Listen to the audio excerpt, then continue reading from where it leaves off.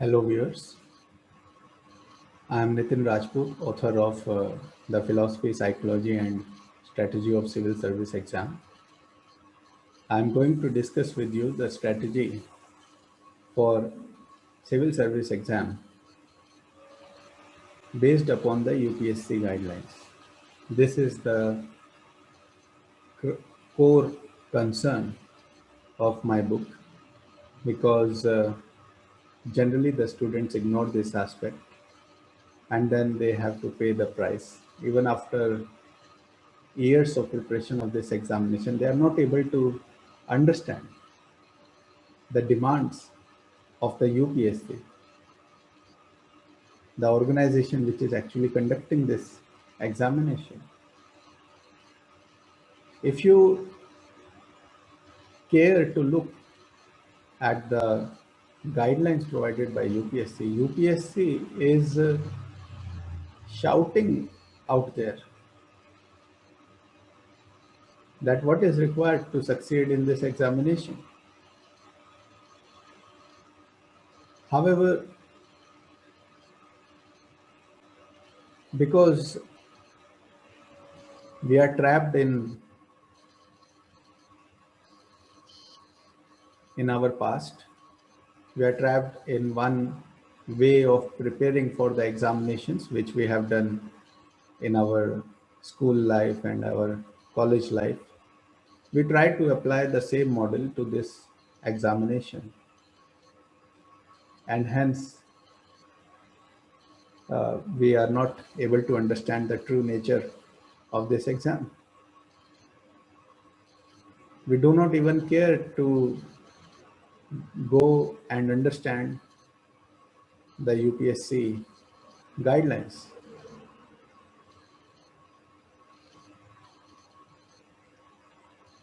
So with this objective to provide better understanding about the nature of this examination, I have written this book. I have started a video series to make it more elaborate. I will try to provide more examples, some extra inputs here in the video series, and I will try to make it convenient even for the freshers, so that even the school students who are aspiring to join the civil services, they can start their preparation in the right manner. So let us start with our first section, that is the introduction. Civil service exam is the most prestigious exam in this country. Even after getting selections in the prestigious institutions like IIMs and IITs, the students aspire to get into the bureaucracy, not to say about the general candidates. However, many of them are not willing to prepare because they think the competition is too tough for them, and the stakes are very high, and they are not they will not be able to invest that much of time and effort into the preparation of this examination. That is why they withdraw from this competition. But if you talk about the aspiration part of it, definitely there are millions of candidates who would like to enter into the bureaucracy. And every year, lakhs of students appear in this examination. Almost 4 to 5 lakh candidates actually fill the form, but not all of them sit in the exam. They, out of those 4 to 5 lakh, around 2.5 to 3 lakhs candidates appear in the preliminary examination, the first stage of the examination. And out of this, around 15,000 get selected in the prelims. Then they write the main examination, the mains written stage. Out of those 15,000, around 3,000 candidates are called for the interview. And out of those 3,000, around 1,000 candidates are finally selected into the civil services. The most sought after services are IAS, IFS, and IPS. And normally we use the term IAS only, that is more uh, most marketed term, and generally people understand about this examination by the term IAS rather than civil service examination. So the amount of hard work, money, and time you are investing into this, it can be done in two ways. It can be done in a way so that it does not trouble your life, and it can be done in a way that it will spoil your life. In the absence of right guidance, many candidates actually spoil their life and career for the sake of preparation of the civil service examination. In my book, I have tried to provide the right methodology so that no candidate would ever have to compromise upon anything, be it their higher studies or any job or any major decision of life, for example, your marriage, etc. So, with right approach, you can prepare for this examination and get selected into this services. But yes, because the competition is high, it demands your investment in terms of time and work. So it is always better to start early. If you start early, in short, that is the secret not to spoil your life later. If you start at the school level, this is the best stage when you can lay the foundation for your preparation of the civil service examination.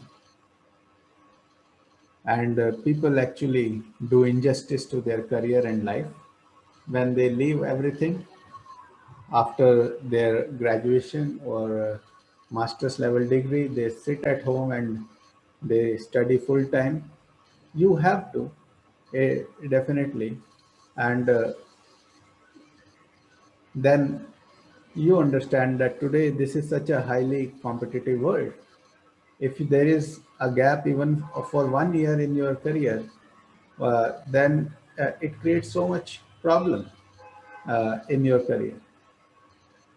And what to talk about those people who are giving so many years continuously to this examination without doing anything. They are studying full time. So I am telling you beforehand, studying full time, leaving everything is not a guarantee for your success in this examination. It is only about right guidance, right approach to this examination. If you have understood it right, plus you have been able to give the right amount of time, you have been able to work for it, then the success is guaranteed. But if you are missing on any of this aspect, then you will not be able to achieve the success.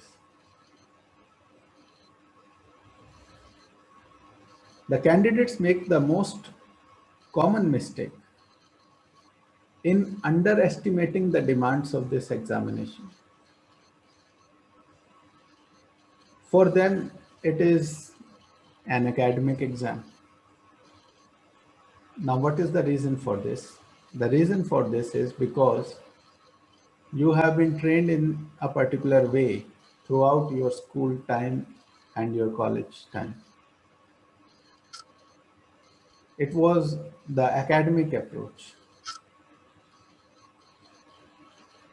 But here, it is not just academic, it is also intellectual plus experiential or non-academic, and also the social dimension of the preparation of civil service examination, which matters.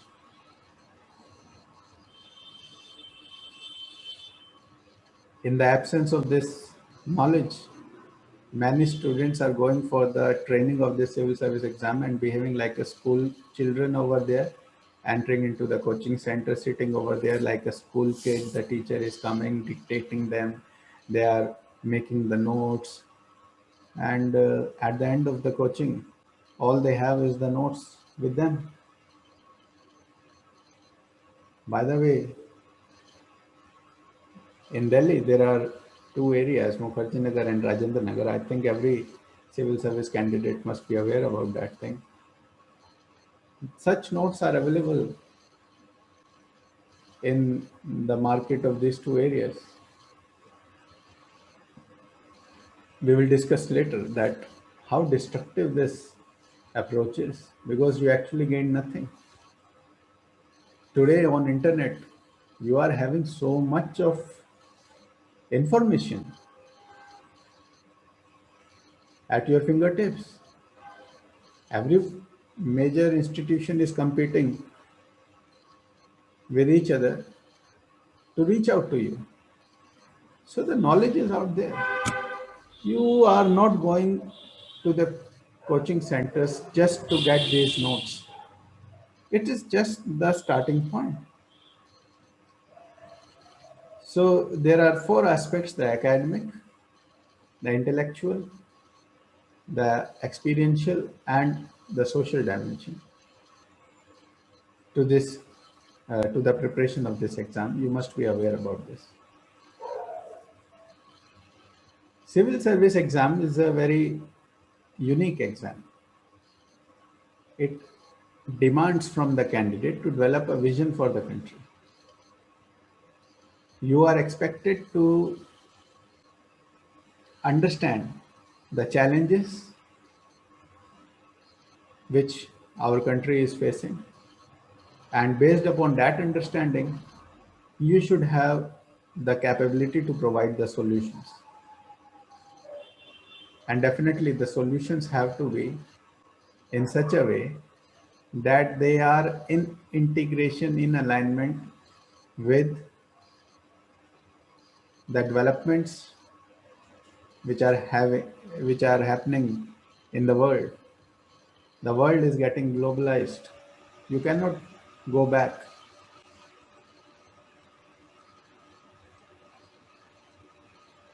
You have to maintain the balance between the past and the you know future, between nature and between technology.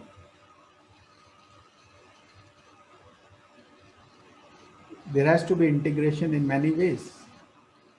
That is why it is important that this examination has to be interdisciplinary, and this that is the reason why they are making you study these so many subjects of social sciences.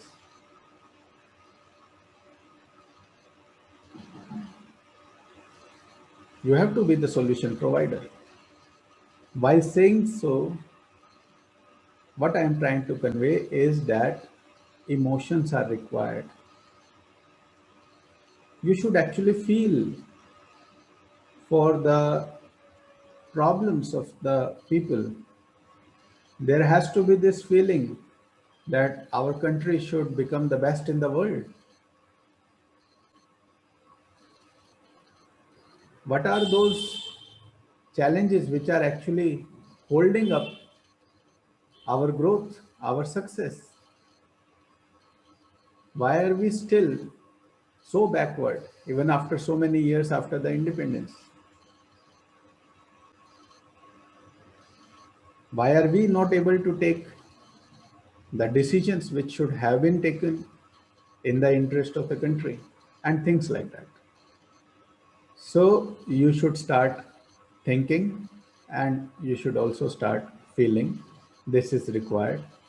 It is not only about uh, mugging up the facts here and replicating them.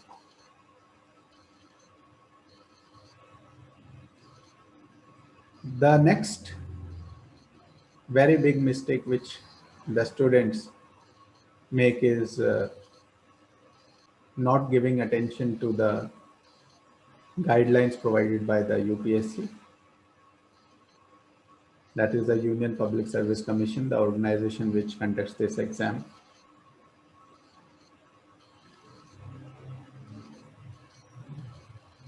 Also, because of your lack of experience, your young age, you do not have the ability to understand the gravity of each and every word which UPSC is writing it out there.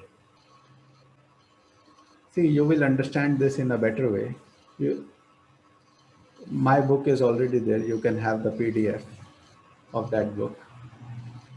When we write,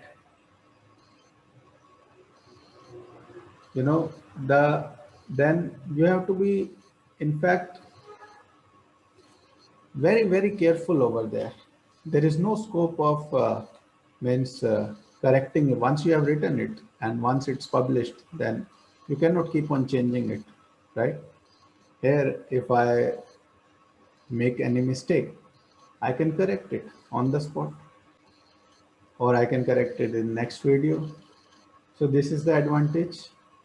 This is the difference between the oral and the written form. If you will read my book and then you listen to my video, you will feel the difference. What's the difference? When we speak, actually you are also getting now introduced to the thought process, which actually made me write what I have written in the book. So this is the reason actually that what UPSC has given in writing is they are like the code words which you need to decode with the right understanding. If you can decode it, then everything is clear, and I'll make sure that you uh, get each and every aspect of this examination. Definitely, you will have to work hard, and definitely uh,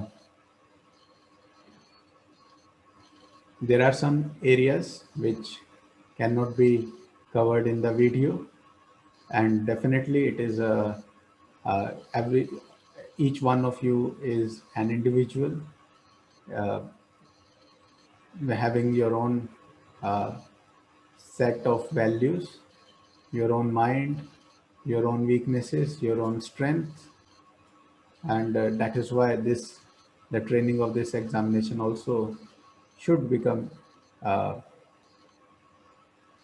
personalized and individualistic. Then only you will be able to get the best out of this training. So that is the reason why not everything can be covered, but whatever can be covered in the video, I will try to cover it for you. You just uh, keep watching all the videos, and for those who are more comfortable in Hindi, I am also making the videos in Hindi. They are also available on my Facebook page, Nitin Rajput IAS, as well as YouTube channel. For your information, let me also tell you that for prelims, I have launched a test series that is available on YouTube and my Facebook page. And the very first question which the students ask, that is, what are the sources, from where should I study? So if you would go to the description of the video, you will get to know the sources as well. The sources are mentioned over there. uh, Subject wise videos are there. uh, it is not like a mix uh, test over there. I have made it subject wise. So subject wise, you will get the test along with the source from where the questions have been asked. So that way you can start at your level. That is the basic thing you have to do. The basic sources you have been provided over there. And so what you can do at your level, you should start doing that. At the same time, uh, keep watching this video and try to understand this uh, the nature of this examination, which is actually uh, going to give you the selection. Continuing with our discussion, I would like to take up one more point, that obviously you are entering into this competition for success, but how irrational it is to enter into a competition without actually understanding the rules of all the stages of the competition. So you know there are three stages to this examination: the prelims, the mains, written stage, and the interview or the personality test. But majority of you are so much obsessed with the prelims, and at the same time many of you have the feeling that mains is not a big thing. You feel like once I clear the prelims, then I'm going to clear this. They are nothing, the type of questions which are asked. So because of things like this at the back of your mind, you don't actually pay attention to the second stage and the third stage. And because of this mistake you are making, you are not able to actually design an integrated approach to this civil service examination.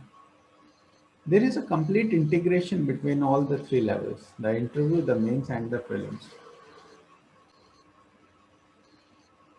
It is just the mental mapping you have to do. See, you are not entering into this examination to lose out at the last stage, isn't it? There are so many candidates who reach up to the interview but they don't get the selection. Obviously, you don't want to be like them. You want to clear the interview as well, and you want to see your name in the final list, and not just the any rank. You want to see yourself in the top rank. When your aim is so high, then how can you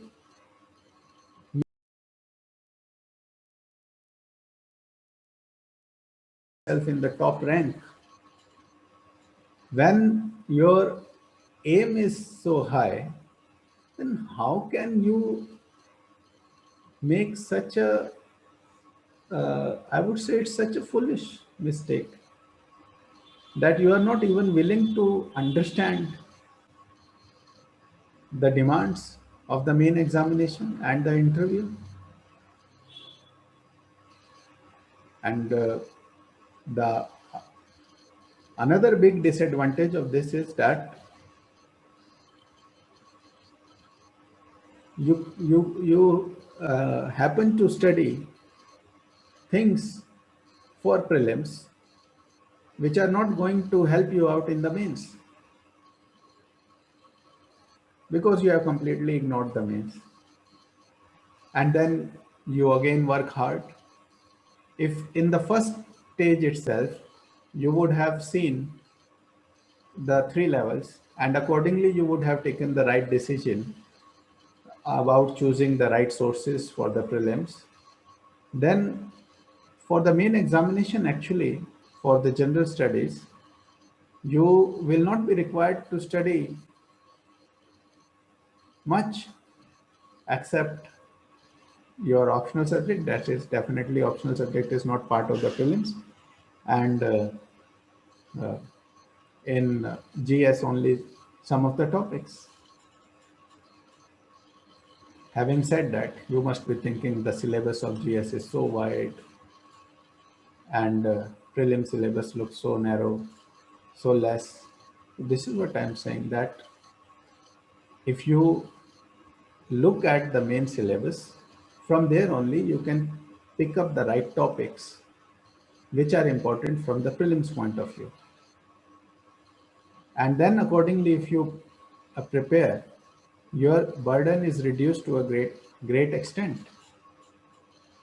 And later on, I'll give you the trick how to concise this syllabus of UPSC, which looks like it is so vast.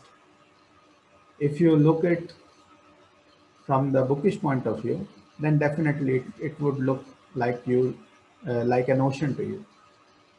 But now this is up to you whether you want to make it an ocean or you want to keep it brief so that you are able to actually have command over it.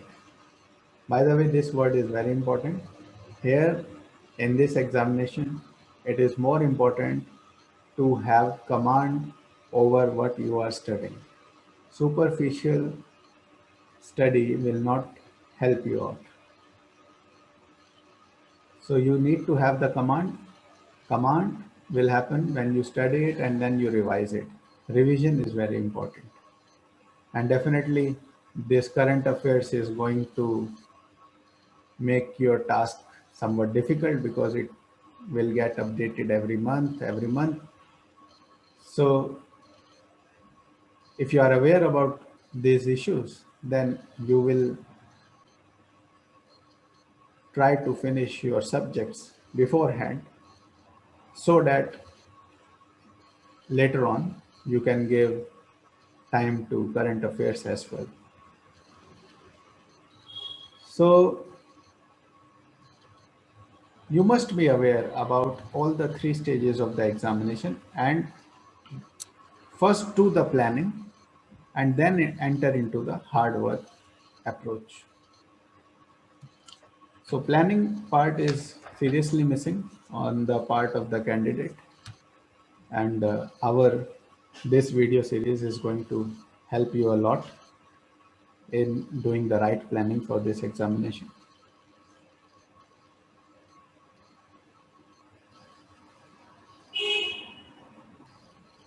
The candidate's reason for failure is determined even before he picks up his first book for the preparation of civil service exam. If he ignores the role of strategy and continues to remain intact till the time he aims to clear this exam solely on the basis of subject knowledge without working on the development of intellect, vision, and character. Regarding vision, I have already discussed with you in brief. Intellect is such an important word. I'll just briefly give you the meaning of it. Intellect is different from intelligence. Your studies at the school and college level were based upon developing your IQ, that is intelligence quotient. You are called intelligent if whatever is being produced in front of you, you are able to understand it, and then you are able to replicate it or take the decisions on the basis of information provided to you. But you do not raise the question on the information which is being provided to you. However, intellect will give you the ability to even do the analysis of the information being provided to you. This is very much required on the part of the candidates preparing for civil service examination. You are not expected to behave like the general public, which who just react upon the narrative which is set by the media. Only when you are not influenced by the narratives, only when you are aware about the processes, then you will be stable in your thought process. Only such stable minds can provide stability to the governance. Intellect is the ability to understand the abstract concepts. Now, what is abstract? Abstract are those things which exist in your mind. They don't exist in physical form. For example, democracy, God, secularism, nation, etc. These are the concepts.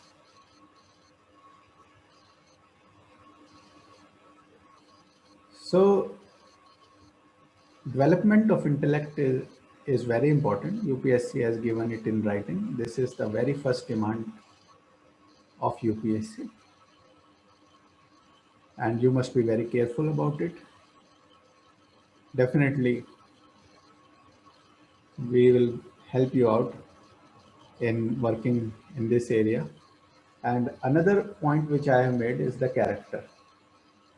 Character, see, UPSC cannot give you everything served on a plate. Look, this is it. You do this and then we'll make you IAS. Don't expect things like that. So many things UPSC is conveying in indirect way. If you care to understand about those things. How many of you even know that just after the prelims, you have to fill a form? You think it is form for the mains, for the general, you know, information. It is the basis of your interview actually. It is actually the form for the interview only. That is the real objective of making you fill that form. And so whatever is your mental level at that point of time, just after the prelims, with that same mental status, you are going to fill all that information in that form. And then if you happen to clear the mains, you are going to face the interview board. And you cannot go back upon what you have written in that form. And many of you were thinking that we will think about interview after the mains examination.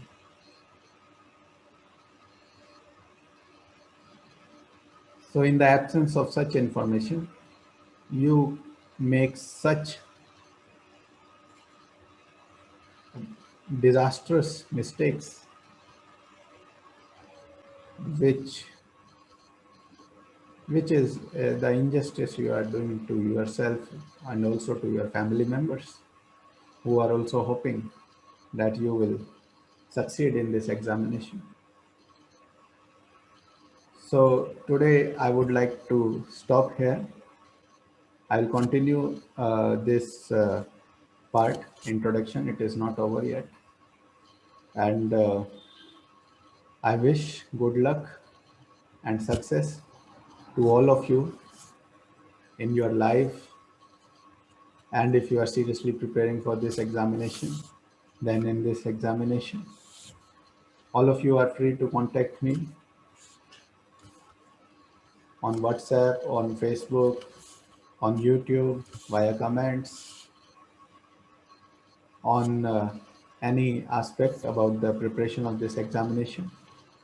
And if some of you are going to appear in the interview for this civil service exam, then you should also contact me.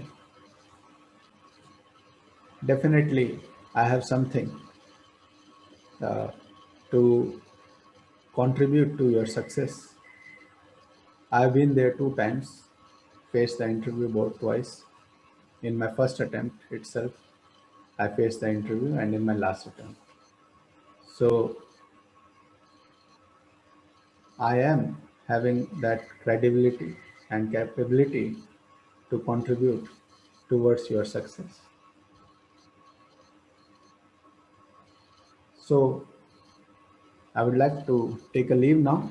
See you in our next video. Goodbye.